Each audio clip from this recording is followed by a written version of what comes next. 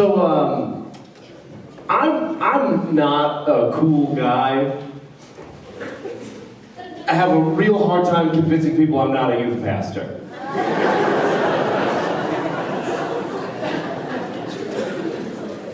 A lot of people are surprised to hear that I have impregnated a woman. None of you will ever be more surprised than my dad. I told my dad, I said, hey, Lydia's pregnant. And my dad said, hey, you're not gay?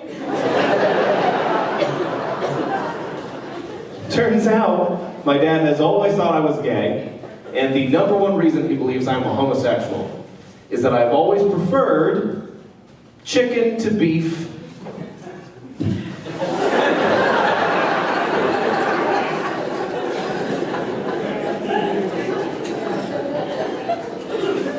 And according to him, that's gotta mean something. Like, we'd be at the hamburger store, but I would order a chicken sandwich, and he'd go, oh, okay. Ugh. Okay, Russell, here's the thing. I need you to be careful, you know? Because I don't know if you know what they're saying about all these fellas that are ordering chicken sandwiches, right? I don't know if you know what they're saying about them. They're saying it's hens today, cocks tomorrow. So just, you know, everything in moderation is what I'm saying. As you guys can tell, I grew up in a very Christian, very conservative household. And when you grow up in that kind of environment, there's just a lot of things that you don't know, because a lot of subjects are taboo. A lot of things you kind of have to figure out on your own. Like, I remember when my mom was going through menopause, she'd talk about these heat flashes. All the time, these heat flashes she'd have. And I didn't know what that meant, but I also didn't feel comfortable enough to ask her to clarify. So I had to make some assumptions. So I didn't know what a heat flash was, but I did know that we had a neighbor next door who was a dog breeder. And every once in a while I'd overhear them talking about their Rottweilers being in heat. So when my mom said heat flash, I thought she was telling us she was spontaneously horny all the time. Like, we just catch her fanning herself down, she'd be like, ugh, these heat flashes. And I'm like, we're in church, you whore. What are you doing to me right now? It's the most embarrassing thing that's ever happened to me.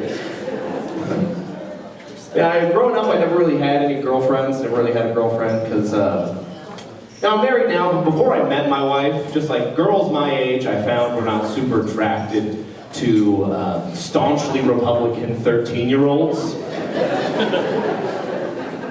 Yeah, I don't know what happened in the summer of 2007, but when all my friends started getting pubes, they started getting testosterone, they couldn't stop talking about girls, but I could not stop talking about what a hero John McCain was. It's just like constantly, my buddies would give me a little elbow and they're like, hey Russell, I don't know if you noticed, but Stacy was making eyes at you from across the room. And I was like, oh yeah? I don't know if you noticed that Obama's middle name is Hussein? What's that all about, huh? I want some damn answers. I want to see the birth certificate. And that's not really what girls wanted to talk about, you know? They weren't interested in that. They were too busy fantasizing about loving on these boy bands. Meanwhile, I was too busy fantasizing about band and boys from loving on each other. That does better in Colorado Springs.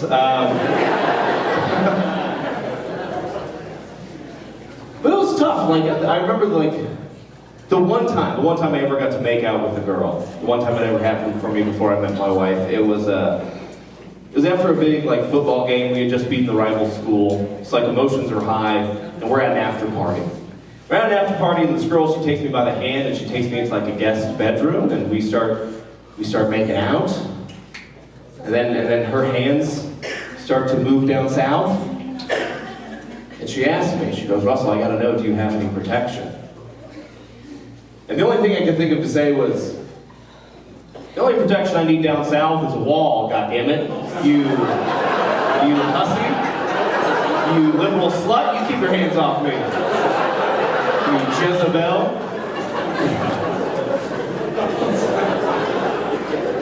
I kicked her out of that room, I jerked off to a photo of Nancy Reagan, like a patriot.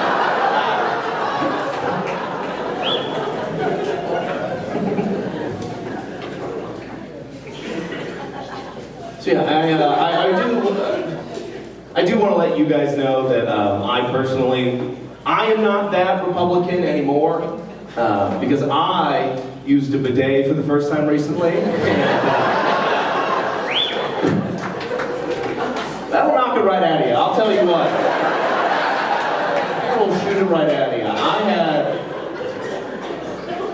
I had no idea. I was at my in-laws' house. I sit down in that thing for the first time. Curiosity got the better of me. I crank it up to 100. I still have a concussion from when my head hit the ceiling. Do you know what I mean? Damn near chipped a tooth from when water shot out of my mouth. I jumped off of that thing like a rocket. I was like, whoa!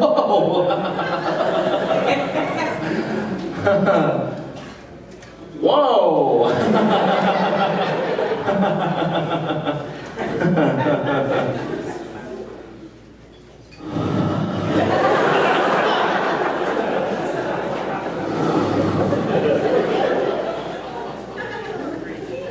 Whoa. I stood up a changed man. I stood up and I said, maybe love is love. You know, maybe those fellas were onto something, you know? I was like, wow, I really gotta call my dad. I think he was right about some of that chicken stuff. I think he kind of nailed it.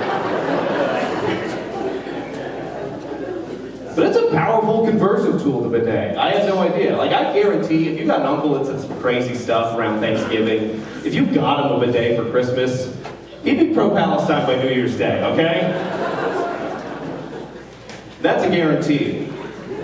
So if you go to tushy.com right now and use promo code Russell, you're gonna get 20% off.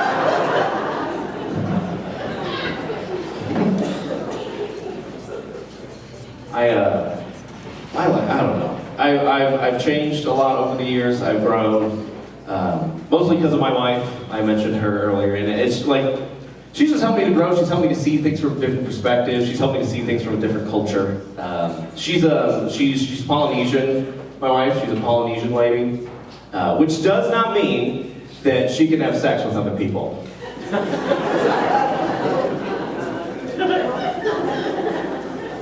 Because I'm kind of a sheltered guy. I didn't realize there are all these polyamorous couples running around out there. So I didn't understand that for years when I was telling people my wife is poly.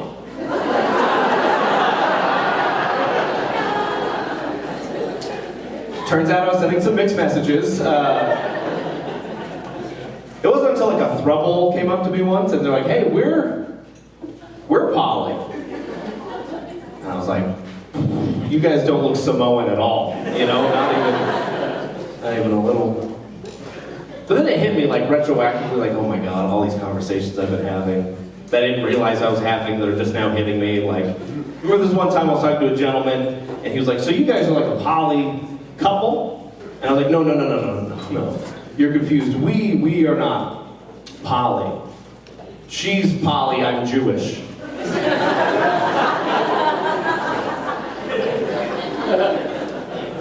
It's like, oh, okay. Is that hard on your relationship that she's poly and you're not? And I'm like, yeah, you know, in the beginning there's some cultural hurdles we had to overcome. Like, you know, she's poly, so obviously she has a little bit more of an exotic appetite than I do. Whereas, you know, call me old-fashioned, but I just like to eat the same old thing. That one's a bit of a slow burn, I get it. I always love coming up north and being able to tell that joke because no one ever laughs at that in Colorado Springs. And I can't tell if we just can't like abide by polyamory or if just no one in the Springs has ever seen a Polynesian person before. Or if just no one in Colorado Springs can imagine going down on a woman. I don't know what part of it is. But no one ever laughs. Like like I said, my wife's helped me grow a lot over the years, and not like in big political swings, but just like in little everyday choices, everyday decisions that I've been making a little bit differently since she's been around. Like when she first moved in, she had to have a very serious conversation with me about my hygiene, because growing up, my mommy did everything for me. My mother, my sweet angel, you guys remember that whore from before, my mommy, and she did everything for me, so I never learned how to take care of myself for my things. So when my wife first moved in, she had to sit down with me and have a very, very serious conversation with me. And she had to explain to me, did you guys know that you are supposed to be washing your sheets? Did you know that?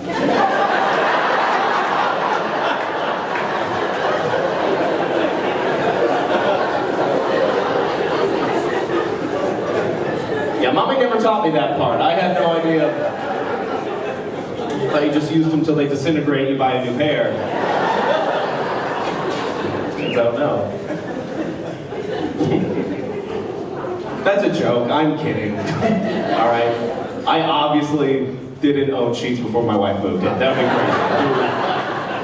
Who am I trying to impress? My wife's been with me through a lot. We've been together for just a very long time. Such a long time that I am starting to feel bad for her.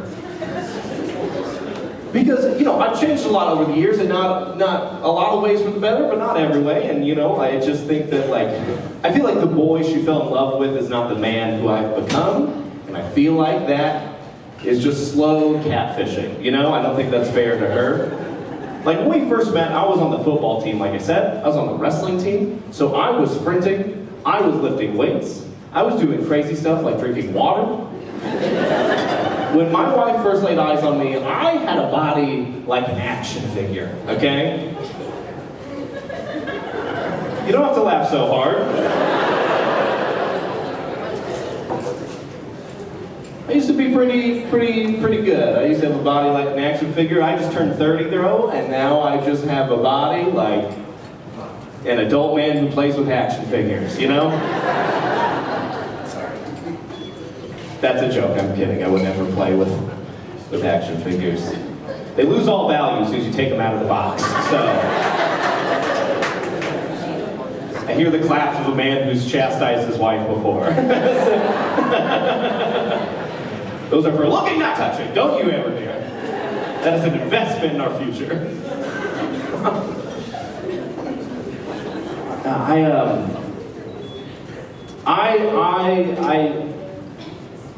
I'm not like a big sex guy. I know you guys are looking at me like, no, him?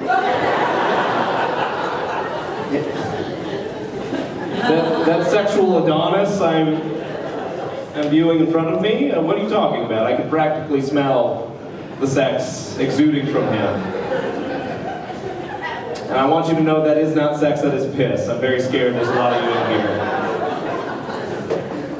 But my wife, you know, we've been together for 10 years now. We just had our 10-year anniversary, and she kind of wants to, like, live it up, mix it up, do some new stuff. Scary. I don't like it. Because it takes, to be a sex guy, you have to be equally confident and vulnerable. I have neither of those things. So the other day, my wife, it's our 10-year anniversary, and she's like, hey, we should mix it up, we should do something fun. So we put our daughter down to sleep, and then we go downstairs to the guest bedroom. That's where we bang. It's in the downstairs guest bedroom. I like to call it the pack and play. That's where we like to go. And she's like, you know what we should do is we should close the door, because on the back of the door there's like a mirror. There's like a little full body mirror. And she's like, we should do it to where like we can see what's going on. And this is a lot for me, because we're 10 years in, we're real missionaries of missionary, you know what I mean? We champion it, We love it. That's what we're up to. We don't really get outside the box much. I've talked dirtier to a piece of chocolate cake than I've ever talked to my wife. Because the cake's not going to judge you, you know? It's not going to have feedback. I'm sneaking into the kitchen at like 2 a.m. I crack the door open and I'm like, there you are. I know I've already had you once today, but I'm down for seconds if you are, you know?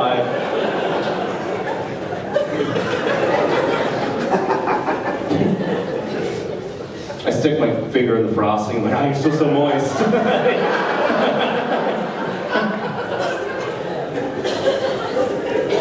So that's kind of my baseline. So we're in the pack and play, and we close the door, and now there's the mirror, and we're doing it, and I'm having her.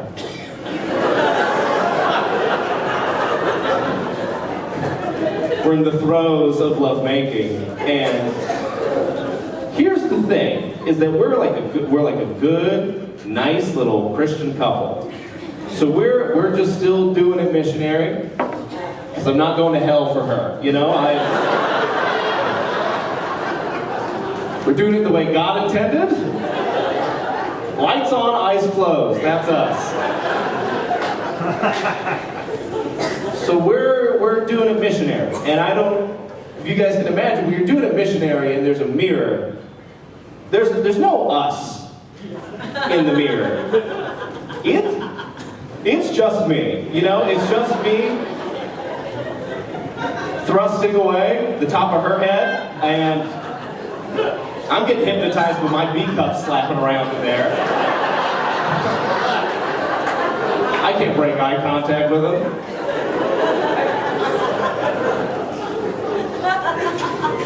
And finally I look up, and I look in the mirror finally, and there I am. There's me. And I'm looking at me, and he's looking at me. We are looking at us. I gotta tell you, that's the real devil's threesome right there. It's just you, your wife, and your shame. So, you know, I start to deflate.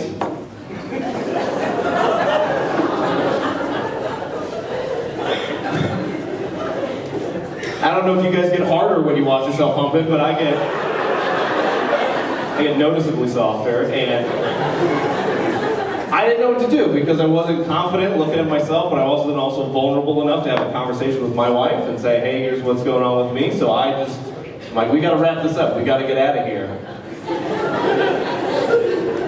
So I faked it. Boys, you guys ever fake it? Powerful. Boys, take the power back. Fake it every once in a while. Oh my God. They get to fake it all the time. It's so easy. It's so easy to fake it. I had no idea. You just kind of pinch your eyes real hard and go like, yowza, or whatever you said. You get out of Dodge. Get the hell out of there.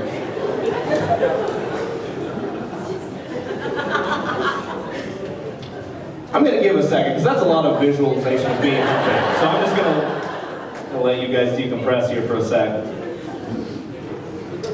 And now we're going to move on. I do have a daughter. I've made a human. And that's the most amount of sex you can have, is having a kid. That's 100%. Some of you may have finished, I finished, you know, having sex. I don't know why you guys are getting so weird right now. I'm not. That's the end goal when you have sex, is to make a child, and then the Lord smileth upon you. But I have a daughter, and she's the best, you know. The other day I could hear my wife putting my daughter down to sleep in the other room, and I hear my daughter go, Mommy, I love you so much. I could hug you for miles and miles. I know, that's the sweetest thing I've ever heard in my life, and I want a piece of that. So I jump in there, I tried to give my daughter a hug, and she goes, "You'll never catch me, fat boy!" And then she ran away from me.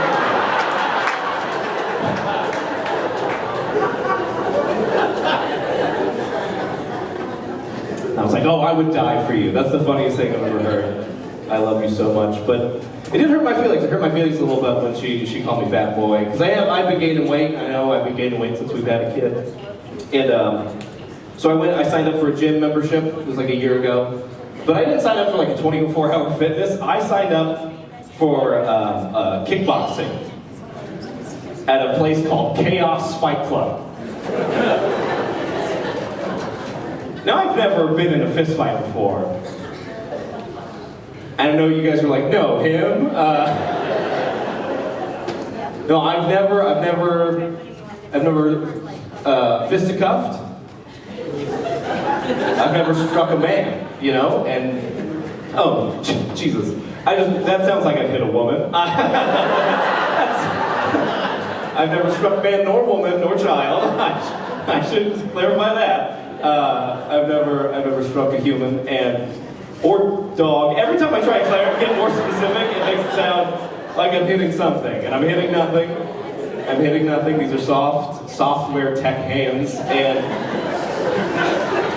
but I was like, I need to get in shape, and I don't have the motivation to work out myself, so I need fear. And what scarier way to get in shape and burn some calories than this guy's gonna hit you as hard as you possibly can unless you do something about it. So I signed up for kickboxing. And they put me together to spar with just the most jacked 16-year-old Mexican kid I've ever seen in my life. And it's only important that he's Mexican because he kept calling me Gringo Sloppy the whole time. So we're sparring, you know, and I'm punch, kick, He caught it, caught my kick. And I don't know if you guys know what you're supposed to do when someone catches your kick midair, but you're supposed to say, I'm sorry, please don't hurt me, please don't hurt me. That's what you're supposed to do. But I instinct kicked in. I watch a lot of movies, I play a lot of video games, so I kicked him. And he caught my kick. And I went, you know what you do? You gotta, with your left foot, you gotta jump in the air, spin around, and then hit him with your left foot on the other side of his head. Never kickboxed a day in my life. And I'm like, you know what? I'm gonna do a 360 jumping tornado kick. So what happened was he caught my kick. And I went, jump, spin, audible pop in the air as I tear my ACL in half. I fall to the ground, knock the wind out of myself, start to cry. And I don't know if you guys know a lot about crying, but you need air in your lungs to do it. So I was just going,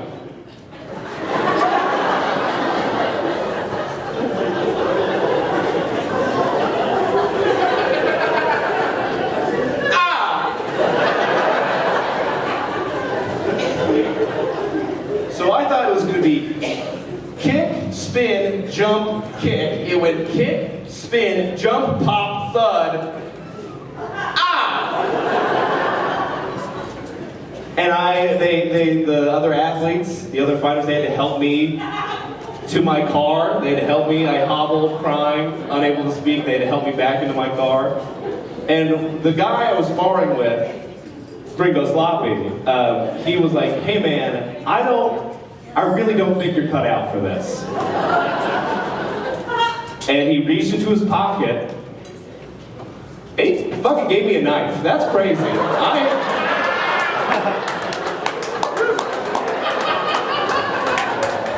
Just gave me a knife. He's like, this is more your style, I think. So now I just have a knife, and I don't really know how to end that joke other than, don't follow me to my car later. I frighten easily.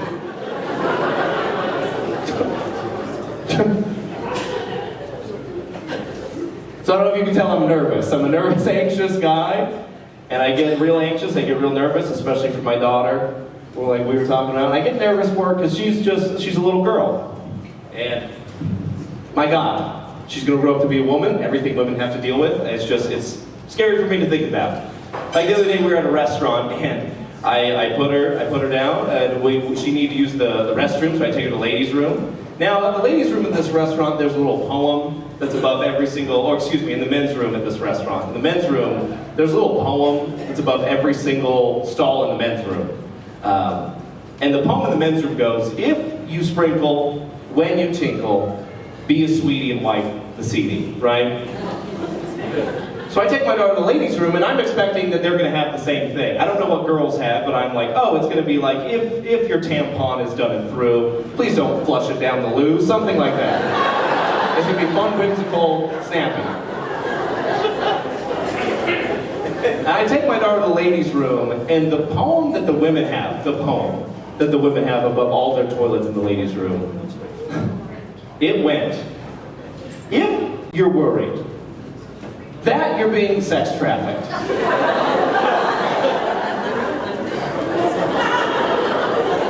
call 1-888-378-3777. And then that's when it hit me, ladies, like, oh my God, ladies, that doesn't rhyme at all, that sucks. It's the worst poem. All right, I've been Russell Keller, thank you guys very much. Give it up for your host.